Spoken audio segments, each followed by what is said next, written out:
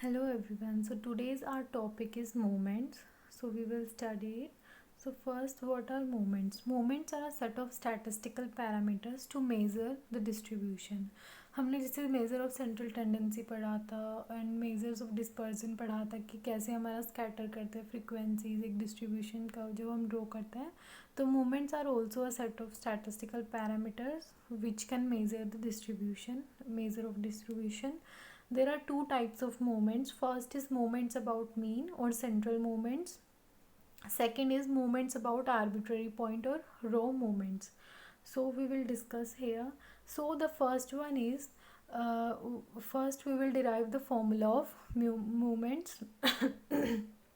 Sorry, that is so the rth moment of a variable x about any point x equals to a usually denoted by mu r dash is given by.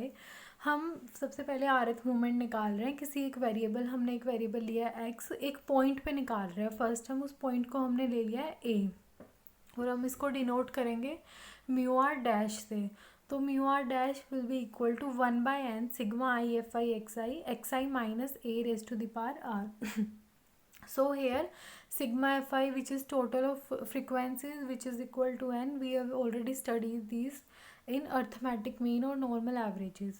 So here we will denote then equals to 1/n sigma fi di raised to the power r. So where di equals to xi minus a. xi minus a को हमने एक term ले लिया di, then उससे formula में बना दिया 1/n sigma fi di raise to the power are.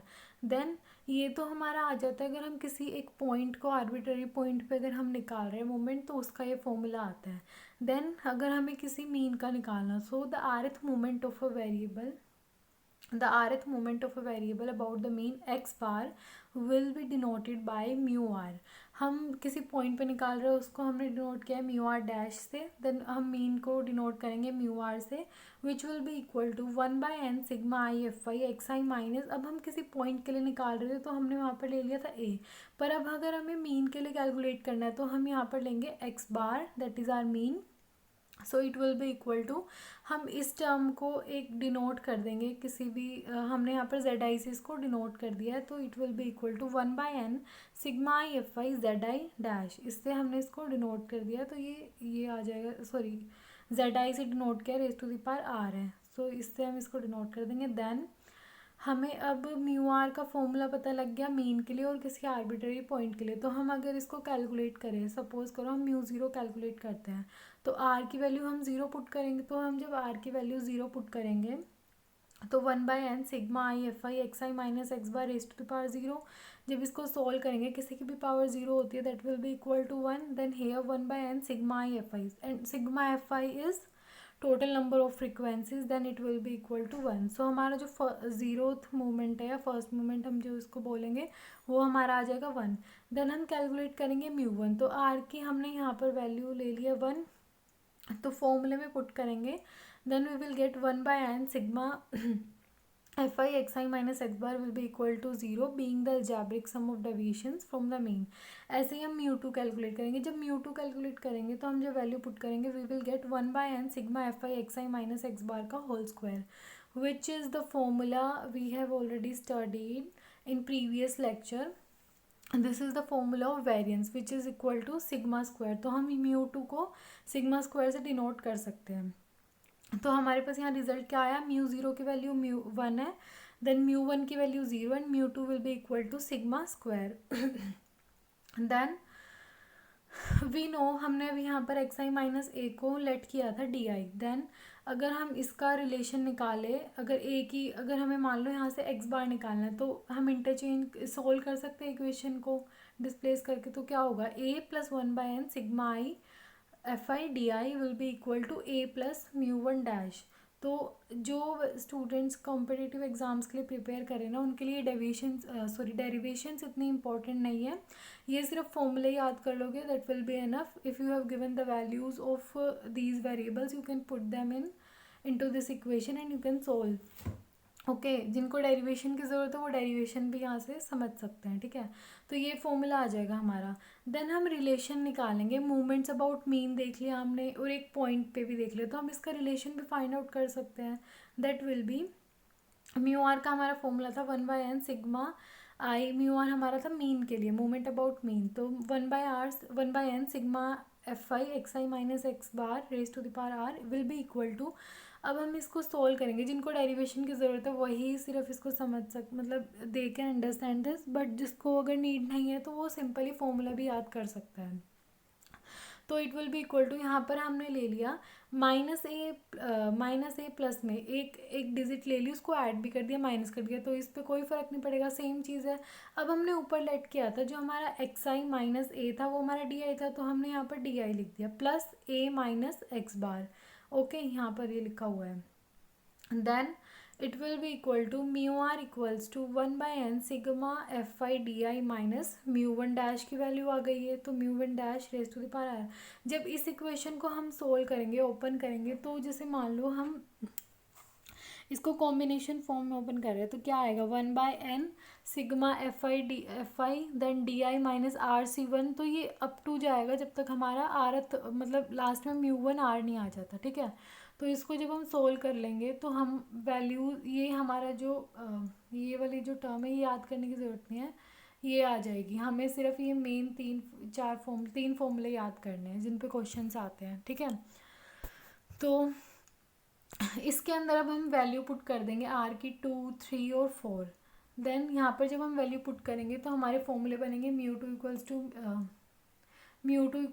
To dash minus mu one dash का square, then mu three dash minus 3 mu two dash mu one, तो ऐसे करके ये तीनों फॉर्मूले आ जाएंगे, ये आपको याद करने पड़ेंगे, ठीक है। देन अगर हमें कन्वर्सली इसको निकालना है, अभी तो हमने मीन को लेके किया था, अब हम यहाँ पर म्यू आर डैश लेंगे। म्यू आर डैश मीन्स हमारा एक आर्बिट्रेरी पॉइंट के लिए हमने किसी भी पॉइंट पे जब फाइंड आउट किया था मूवमेंट, तो उसका फॉर्मूला था 1/n सिग्मा। अब हम ऊपर ऐड कर रहे थे, हमने मीन का लिया था तो हमने एक वैल्यू पॉइंट को ही ऐड किया था, तो हम यहाँ पर मीन को ऐड और सब्ट्रैक्ट कर सकते हैं, कोई फ़र्क नहीं पड़ेगा। तो जब इसको करेंगे, हमने सबसे पहले क्या लिया था जब सोल्व कर रहे थे, एक्स आई माइनस ए को हमने टर्म दी थी डी आई, और हमने एक्स आई माइनस एक्स बार को लिखा था जेड आई, तो हम वो यहाँ पर पुट कर देंगे तो हमारा ये फॉर्मूला बन जाएगा। देन सेम इसको भी हम ओपन करेंगे तो यहाँ पर भी तीन फॉर्मूले आ जाएंगे, ये तुम्हें याद करने पड़ेंगे, ठीक है। एंड ये हमें किसी भी पॉइंट के लिए अगर मूवमेंट्स निकालना है तो हम इसको फाइंड आउट कर सकते हैं। यहाँ पर नीचे लाइन भी लिखी हुई है, it enable us to find the movements about any point once the mean and movements about mean are known. So अगर हमें कोई डाटा का पता है उसका हम मीन भी निकाल सकते हैं एंड मूवमेंट्स अबाउट मीन भी सोल्व कर सकते हैं, ठीक है। अगर किसी पॉइंट के लिए निकालना है और अगर हमें मीन के लिए निकालना है तो हमें मूवमेंट्स अबाउट पॉइंट पता होगा, मीन नोन होगा, तो उसके लिए हम सोल्व कर सकते हैं। ये आता है effect of change of origin and scale on moments, ये भी बेसिकली एक डेफिनेशन ही है, तो इसकी भी इतनी नीड नहीं है। देन हमारे अब कुछ करेक्शंस भी आती है, कोई भी चीज़ करते हैं तो हमारा एक ये शेफर्ड्स करेक्शन फॉर मूवमेंट्स, इन्होंने क्या दिया था, मान लो एक हम ग्रुप्ड फ्रीक्वेंसी डिस्ट्रीब्यूशन का केस लेते हैं, ठीक है। तो जब हम मूवमेंट्स कैलकुलेट करेंगे, we assume that frequencies are concentrated at middle point of class intervals, ये चीज़ हम अज्यूम करते हैं कि जो क्लास इंटरवल का मिडिल पॉइंट है वहाँ पर सारी फ्रीक्वेंसी जो है कंसेंट्रेट करती है, लाई करती है। इफ़ अगर हमारा डिस्ट्रीब्यूशन जो है सिमेट्रिकल है या स्लाइटली सिमेट्रिकल है and the class intervals are not greater than 1/20th of the range, then this assumption is very nearly true. ये this assumption is very nearly true, but it generally ये true नहीं होती है, तो उस चीज़ को, उसमें हमारे एरर आएंगे, तो उसको हम बोलते हैं ग्रुपिंग एरर जब हम मोमेंट्स को कैलकुलेट करेंगे। तो डब्ल्यू एफ शेफर ने प्रूव किया था कि जो फ्रीक्वेंसी डिस्ट्रीब्यूशन है वो continuous and it tapers off to zero in both direction. तो जो इफेक्ट आएगा ग्रुपिंग की वजह से मिड पॉइंट, जो हम इंटरवल्स का मिड पॉइंट लेके कर रहे थे वो इन्होंने करेक्ट किया था, करेक्शंस जो इन्होंने प्रोवाइड करी थी उनके ये तीन फॉर्मूले हैं, इन्होंने जो करेक्ट करके दिए थे, mu two corrected mu two minus h square by 12, then mu three will be equal to mu three and this, तो ये भी याद करने वाली चीज़ है। एच हमारा यहाँ पे क्लास इंटरवल का विड्थ है। Then Charlier's checks and Pearson's coefficients, तो इन्होंने भी दिया है, तो चार्लियस चेक्स के ये तीन फॉर्मूले, ये सारी चीज़ें याद करने की है बस, और कुछ नहीं। देन पियर्सन ने दिया था, एक्यूरेसी के लिए दिए हुए हैं, ठीक है। जब भी हम फर्स्ट 4 मोमेंट्स कैलकुलेट करते हैं तो करेक्शन होती है इसलिए कि जो भी कोई चीज़ नई इन्वेंट होती है तो वो पहले से ज़्यादा बेटर होती है, एक्यूरेट होती है, तो इसी चीज़ के लिए दिए गए हैं।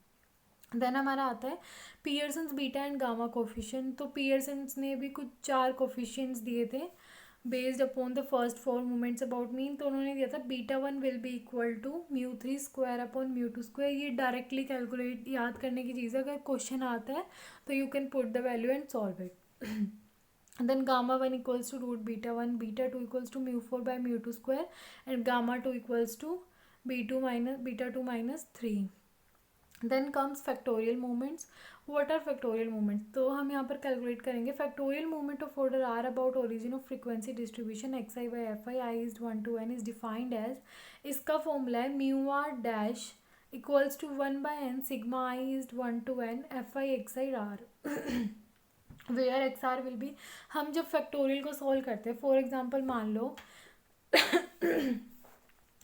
फॉर एग्जाम्पल मैंने यहाँ पर लिखा है 4 फैक्टोरियल, तो 4 फैक्टोरियल की वैल्यू कैसे निकालते हैं? 4 इंटू 3 इंटू 2 इंटू 1 करके कैलकुलेट करते हैं। तो यहाँ पर बेसिकली क्या यूज़ कर रहे हैं हम? 4 into 4 minus 1 into 4 minus 2 into 4 minus 3, जब तक हमारा ये 1 नहीं आ जाता है तब तक हम फैक्टोरियल सोल्व करते हैं। तो सेम यहाँ पर एक्स आर का किया गया है।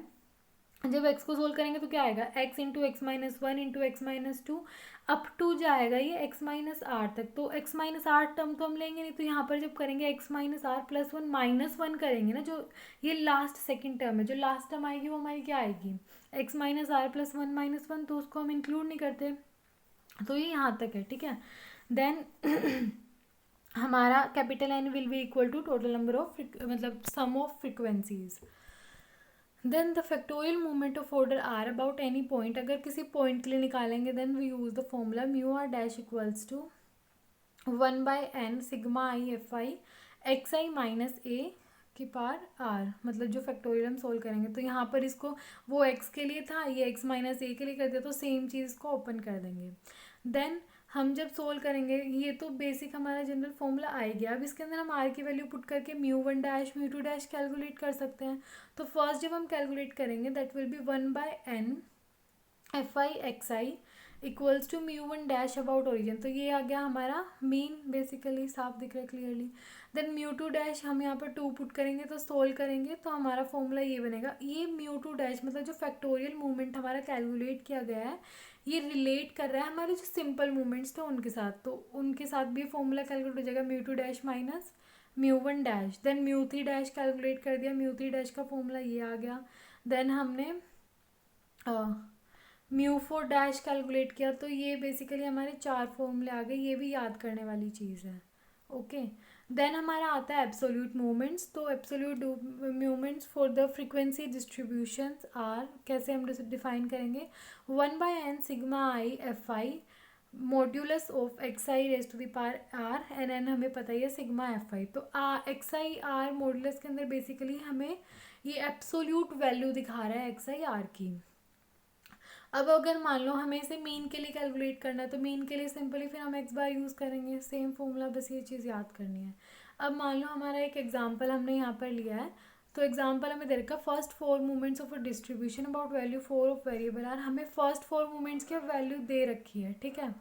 सो हेयर हमें 4 मूवमेंट्स हमें गिवन है, तो यहाँ पर हमें पूछा गया है कि find also the movements about the origin and the point. अब हमें पॉइंट x इक्वल्स टू 2 दे रखा है और वैल्यू हमें दे रखी है 4a की, तो ये सब चीज़ें गिवन है। तो हमारे पास जो फॉर्मूलेस थे अगर हमें याद होंगे तो उसके अंदर हम डायरेक्ट वैल्यू पुट करके इनको सोल्व कर सकते हैं। तो मूवमेंट अबाउट मीन फर्स्ट तो हमारा 0 होगा, ये तो रहता ही है, ठीक है।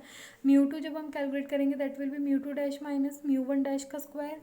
देन हम वैल्यूज़ यहाँ पर पुट कर देंगे तो हमारा ये आंसर आ जाएगा। देन μ3 कैलकुलेट कर देंगे इससे हम, देन μ4, और हमसे बीटा की वैल्यू पूछिए तो बीटा के जो हमें फॉर्मूले गिवन थे उसके अंदर हम डायरेक्ट वैल्यू पुट करके इसका आंसर निकाल सकते हैं। अब हमें ए की वैल्यू पता है, हमने μ1 म्यू डैश की कैलकुलेट कर ली है, तो हम इससे हम अपना मीन भी निकाल सकते हैं।